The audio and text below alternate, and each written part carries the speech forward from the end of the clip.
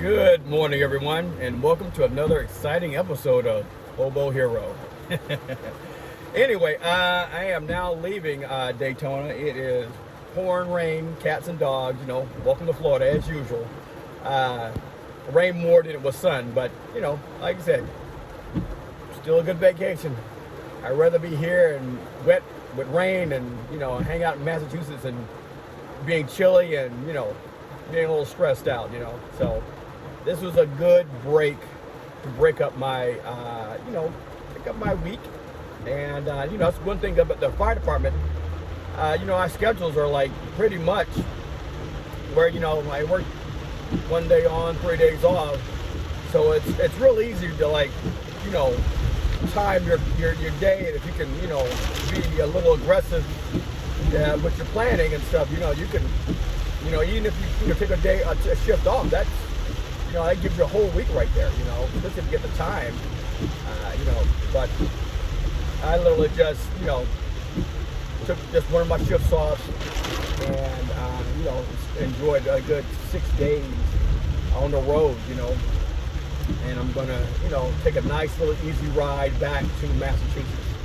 I'm not gonna do a marathon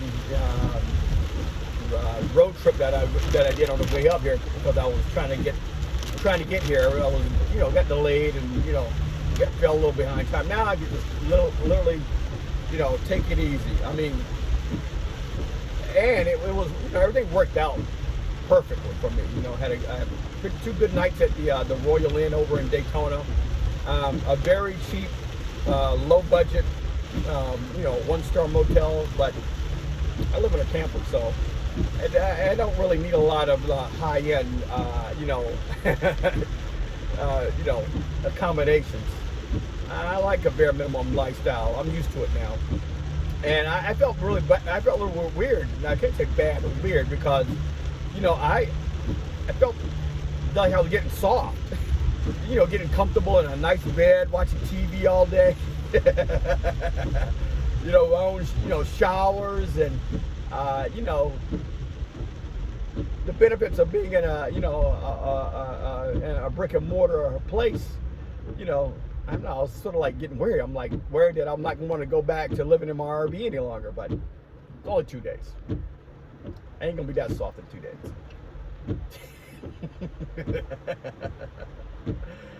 Anyway, so I think that the idea is take a nice little easy trek through and make multiple stops along the way, so I can rest up my hip and my back and my chest, because usually this whole torso area is just sitting. It just sucks, and this car is comfortable, but trying to be in this bad boy for 14 or 16 hours is not comfortable at all, especially if you're trying to do a long distance ride. It helps to have some good tunes, which I do, but we'll see. But this is definitely the little break I needed to sort of like rejuvenate my mind and get myself back and ready to work and do good quality patient care, and let alone like focus on my other job. The other part of the aspect of the job is fighting fires and dealing with emergencies and all types of stuff. I feel bad though, because I was normally, Wednesday is my that Saturday was the day to see my kids, and I didn't get a chance to see them. But I don't think I would have been a good person to really be around, and I didn't want my kids to go through that. I really didn't want them to.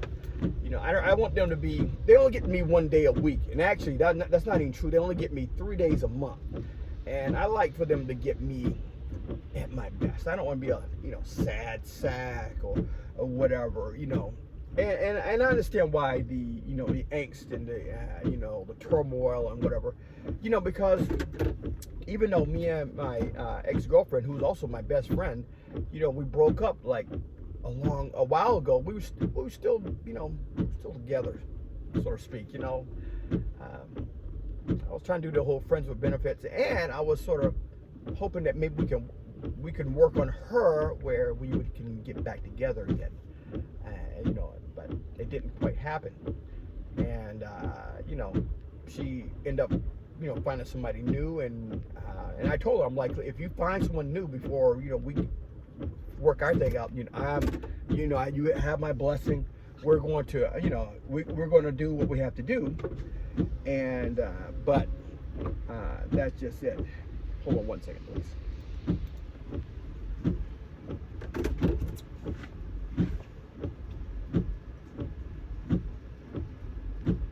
Good morning, welcome to Wendy's. Is that the tire breakfast baconator? Sure, I'll take a number 7. Medium or large? A medium is fine. What's your drink? Orange juice. Anything else? No, that's it. Thank you. 7:45. My brother. All right. So, like I said, you know, she found someone new, and she seems very happy, and I like that. And ultimately, that's what it is, man. I want her. You know, she's still my bestie. You know, I still look out for her. We still text. You know, and I know, man, I'm a pain in the ass to to live with. Trust me, my ex-wife would tell you that, as well as a couple other girlfriends before Sandra would tell you that. And so, you know, maybe I'm like my mom. I'm cursed to be, you know, single and alone. Well, but I don't, you know, I don't feel lonely though. You know, I like, I like solitude. You know, I do like having a girlfriend or a companion, you know, to take care of some of those urges and stuff. But ultimately, you know, I must admit my wallet is a lot happier without it. There's a cheap Charlie again. You know, so it is what it is. You know, but man, you know, like I said before, just to go on another tangent, Florida is actually pretty freaking nice. I understand why the old birds come down here and retire and stuff, man. I mean, like, I was literally, you know, when I was with Sandra, just like, you know, looking at Arizona, looking at the prices there, looking at the weather, man, and, you know, it's hot, but it's okay. I could take heat, you know, and the pricing, I'm like, the housing value is pretty good here, but so is Florida, and Florida's not really that hot.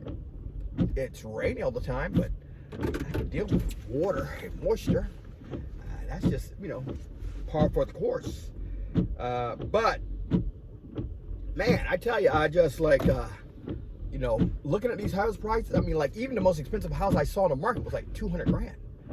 Most of the houses were like 110, 130, 140. That was like the medium. 140 was like a medium house. It was good, in good shape, and they're moving ready, and everything's good to go. You know, 110, you're looking like you need some work. You know, I ain't seen houses like 80 grand, which was, you know, it's a tear down refab. You know, you got to do it all over again. But man, wouldn't that be something? And excuse me for 1 second. Okay, here you go.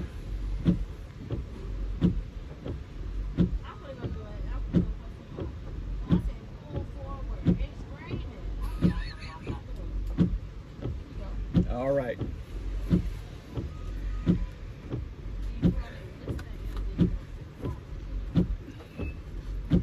Still waiting.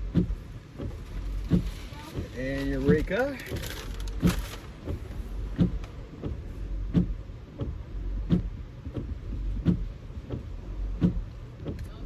Thank you very much.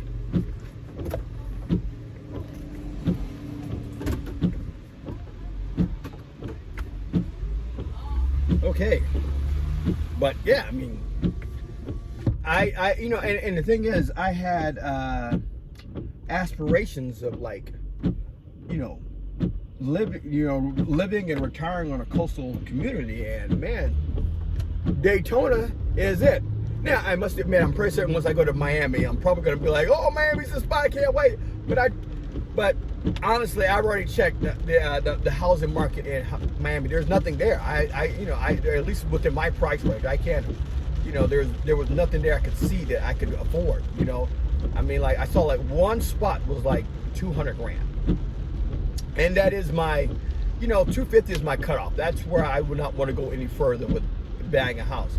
Now, 250 gets me nothing in Massachusetts. At least nothing that where I can live at and buy, because at the station, unfortunately, my fire department, they have a residency where you can only reside 15 miles outside of the town. So that means wherever the crows fly. So that's not bad, but the problem is where I work at Scituate, the other side is water.